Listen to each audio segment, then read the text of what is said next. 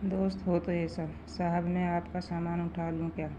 साहिल अभी बस से उतरा ही था कि किसी की आवाज़ सुनकर चौंक गया। पीछे मुड़ कर देखा तो एक उसकी ही उम्र का लड़का फटे पुराने कपड़े पहने उसके सामान की तरफ देख रहा था। साहिल ने उसे टालते हुए कहा, नहीं, मैं सामान खुद उठा लूँगा। यह सुनकर वह लड़का थोड़ा निराश हो गया और बोला, साहब कुछ भी दे दीजिएगा, बहुत मजबूर हूँ, कुछ खाने का इंतज़ाम हो जाएगा। साहिल झुंझलाकर उसकी ओर देख रहा था। उस लड़के की आंखों में उसे आंसू नज़र आ रहे थे। फिर उसने गौर से उसे देखा तो समझ में आया, यह तो उसके बचपन का दोस्त राहुल है। फिर साहिल ने उससे कहा, पहले मेरे साथ चलो। वह उसे पास के एक ढाबे पर ले गया और पूछा, क्या खाओगे? साहिल ने पूछने पर लड़के ने कहा, नहीं साहब, अगर आप सामान उठवाओगे तो ही मैं कुछ लूँगा। साहिल हंसते हुए बोला, हाँ मैं जानता हूँ, तुम बहुत खुददार हो, किसी की मदद नहीं लोगे। सामान बाद में उठा लेना, पहले कुछ खा लो। बैठो, मैं अभी आया। लड़का डरते डरते सामने पड़ी मेज कुर्सी पर बैठ गया। साहिल कुछ देर में आकर उसके सामने वाली कुर्सी पर बैठ जाता है। साहिल उससे पूछता है, तुम इस हाल में कैसे? मेरा मतलब है, कुछ अपने बारे में बताओ। राहुल ने बताया, साहब मेरे पिता इसी गांव में एक किसान थे। गांव के जमींदार से कर्ज लेकर उन्होंने फसल लगाई थी, लेकिन सारी फसल खराब हो गई। कर्ज का ब्याज बढ़ता गया। जमींदार ने खेतों पर, बैलों पर और घर पर कब्जा कर लिया। पिताजी ये सब बर्दाश्त न कर सके और फांसी लगा ली। मैं तब छोटा था। कुछ दिन बाद माँ भी चल बसी। स्कूल जाना तो दूर, गांव में कोई काम भी न मिला। भूखे मरने लगा और तब से जो भी काम मिलता है वह कर लेता हूँ। दोपहर को बस के आने पर कोई सवारी सामान उठवा लेती है तो खाने का जुगाड़ हो जाता है। ये सब बातें बता ही रहा था कि तभी खाना आ गया। खाना देखकर राहुल बोला, साहब ये तो बहुत महंगा होगा, मेरी मजदूरी तो बस 10 रुपये बनती है, ये सब मैं कैसे चुका पाऊँगा? साहिल हंसते हुए बोला, अभी मैं आया हूँ, वापस भी जाऊँगा, तब मेरी सामान उठा लेना। साहिल उसे जानबूझकर अपनी पहचान नहीं बता रहा था। उसे पता था, अगर उसने ऐसा किया तो राहुल उससे मदद नहीं लेगा। राहुल बहुत भूखा था। वह जल्दी जल्दी खाना खाने लगा। इधर साहिल कुछ देर के लिए पुराने दिनों में खो गया। उस समय दोनों एक ही स्कूल में पढ़ते थे। दोनों साथ साथ खेलते थे। राहुल पढ़ने में बहुत तेज़ था। उसमें और साहिल में हमेशा फर्स्ट आने की रेस लगी रहती थी। साहिल के पिता उसी स्कूल के अध्यापक थे। साहिल के पिता का ट्रांसफ़र हो गया तो साहिल स्कूल छोड़कर शहर चला गया और अब वह कॉलेज में पढ़ता है। छुट्टियों में गांव के पुराने दोस्तों से मिलने चला आया। साहिल को यह उम्मीद बिल्कुल नहीं थी कि उसका दोस्त उसे इस हाल में मिलेगा। साहिल अपने ही ख्यालों में खोया ही था, तभी राहुल ने उससे कहा, साहब मेरा खाना हो गया, चलिए आपका सामान उठा लेता हूँ। साहिल ने जवाब दिया, अभी चलते हैं, बैठो और कुछ अपने बारे में बताओ। अब कहाँ रहते हो और आगे क्या करोगे? राहुल ने जवाब दिया, साहब क्या करेंगे, मेरे बारे में जानकर मेरे जैसे लोग ऐसे ही सड़क पर मजदूरी करते रहते हैं और एक दिन ऐसे ही मर जाते हैं।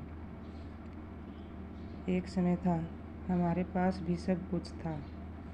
ये जो सामने आप स्कूल देख रहे हैं, मैं वहाँ पढ़ा करता था। साहिल बोला, अब पढ़ने का मन नहीं करता। राहुल बोला, साहब माता पिता का साया क्या होता है, ये उनके जाने के बाद पता लगता है। मेरे पिताजी मुझे सरकारी अफसर बनाना चाहते थे। साहिल उसकी बातें गौर से सुन रहा था। राहुल को एक पल के लिए भी यह एहसास नहीं हुआ कि यह तो उसका बिछड़ा हुआ दोस्त है, क्योंकि साहिल के नए नक्शे से लेकर उसका पहनावा सब बदल चुका था। राहुल ने पूछा, साहब आप यहाँ किसके घर आए हैं? साहिल ने अपनी पहचान छिपाते हुए कहा, बस ऐसे ही गांव घूमने आया था। यहाँ कोई होटल मिल जाएगा रुकने के लिए? हाँ साहब, बस स्टैंड के पीछे एक ही होटल है। आपके शहर जैसा तो नहीं, पर ठीक ठाक है। चलिए मैं आपको वहीं ले चलता हूँ।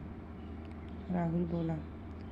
साहिल ने हाँ में सर हिलाया तो राहुल सामान लेकर आगे और साहिल उसके पीछे पीछे चलने लगा। कुछ ही देर में वे होटल में पहुंच गए। साहिल ने एक कमरा लिया। राहुल उससे कहने लगा, साहब मैं चलता हूँ, जब आपको जाना हो बता देना, मैं आपका सामान लेने आ जाऊँगा। साहिल बोला, अरे रुको, ये कमरा मैंने 2 लोगों के लिए लिया है, तुम मेरे साथ रहोगे? राहुल बोला, नहीं साहब, कहाँ मैं और कहाँ आप, वैसे भी मैं तो कहीं भी सो जाता हूँ। मेरा बिस्तर एक पेड़ के ऊपर रखा होता है, वहीं पेड़ के नीचे चबूतरे पर मैं सो जाता हूँ। मुझे जाने दो साहब। साहिल बोला, मुझे तुमसे बहुत सी बातें करनी है। जब तक मैं यहाँ हूँ तुम मेरे साथ रहोगे। मैं यहाँ किसी को जानता नहीं हूँ, तुम मुझे पूरा गांव घुमाओगे। फिर राहुल बोला, ठीक है। फिर साहिल राहुल को लेकर एक कपड़े की दुकान पर पहुँचा। उसे नए कपड़े दिलवाए, नए जूते दिलवाए। फिर उसे लेकर होटल पर आया। उसने राहुल की ज़रूरत का हर सामान खरीदा और उससे कहा, तुम नहाकर ये कपड़े पहनो, मैं अभी आता हूँ। राहुल को कुछ समझ नहीं आ रहा था। वह नहा धोकर नए कपड़े पहनकर अपने आप को शीशे में देख ही रहा था। तभी साहिल आ गया। राहुल अपने कपड़ों को देखकर रो रहा था। साहिल बोला, क्या हुआ, कपड़े अच्छे नहीं हैं? राहुल बोला, नहीं साहब, माँ की याद आ गई। वह अपने हाथ से सिलकर कपड़े पहनाया करती थी। कल मैं आपको अपना घर दिखाऊंगा जो जमींदार ने हथिया लिया। साहिल उससे बैठकर बातें करने लगा। कितना कर्जा था तुम्हारा? राहुल ने कहा, साहब सब मिलाकर 50,000 था, अब तो 80-90 हज़ार हो गया होगा। काफ़ी देर इधर उधर की बातें करने के बाद दोनों सो गए। सुबह साहिल राहुल को लेकर गांव घूमने गया। वहाँ राहुल ने अपना घर दिखाया जो बंद पड़ा था। फिर उस पेड़ के नीचे ले गया जहाँ वह सोता था और बोला, साहब, यह पेड़ ही मेरे माँ बाप हैं, मैं यहीं सोता हूँ। फिर साहिल बोला, राहुल, मैंने तुमसे झूठ बोला था, मैं गांव घूमने नहीं, सिर्फ तुमसे मिलने आया था। यह सुनकर राहुल चौंक गया। साहिल ने बताया, मैं तुम्हारे बचपन का दोस्त साहिल हूँ।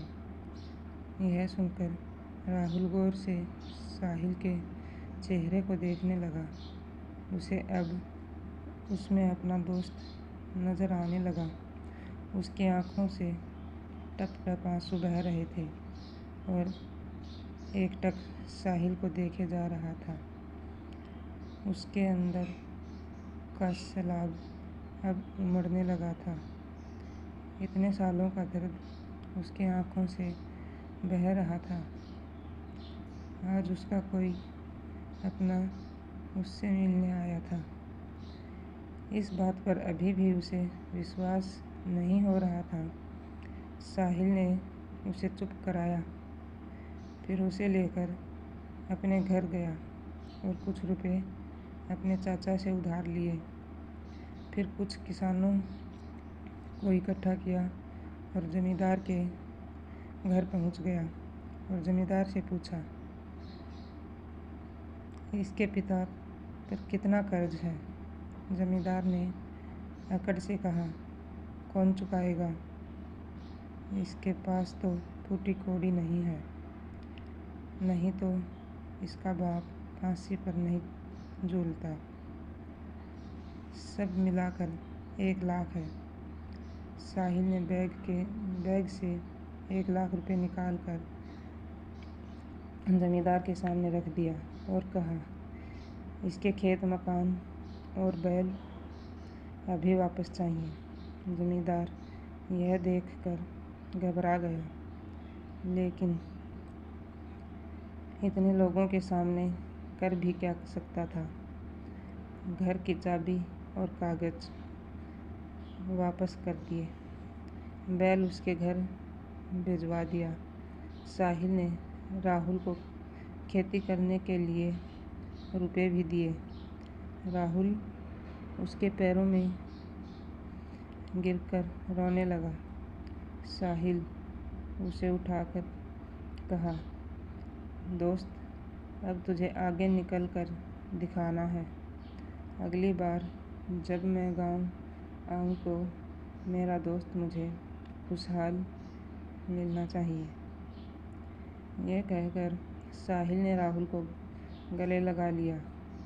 अगले दिन साहिल शहर चला गया।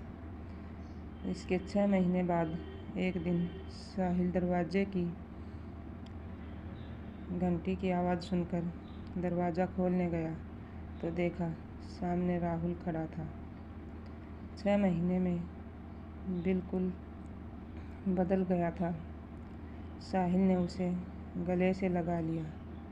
अंदर आकर उसने साहिल के माता पिता का पैर छुआ। साहिल बोला, अचानक यहाँ कैसे? सब ठीक है ना? उस जमींदार ने परेशान तो नहीं किया?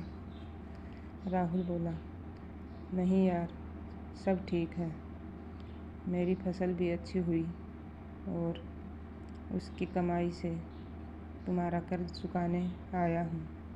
यह 20,000 हैं, बाकी धीरे धीरे चुका दूँगा।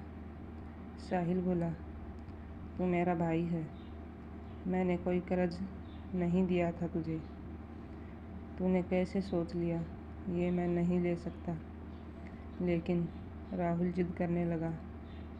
तब साहिल के पिता ने कहा, बेटा रख लो, ये इसकी खुददारी है।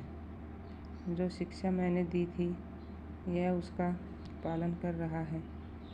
साहिल पैसे रख लेता है, फिर राहुल शर्माते हुए उसे अपनी शादी का कार्ड पकड़ा देता है।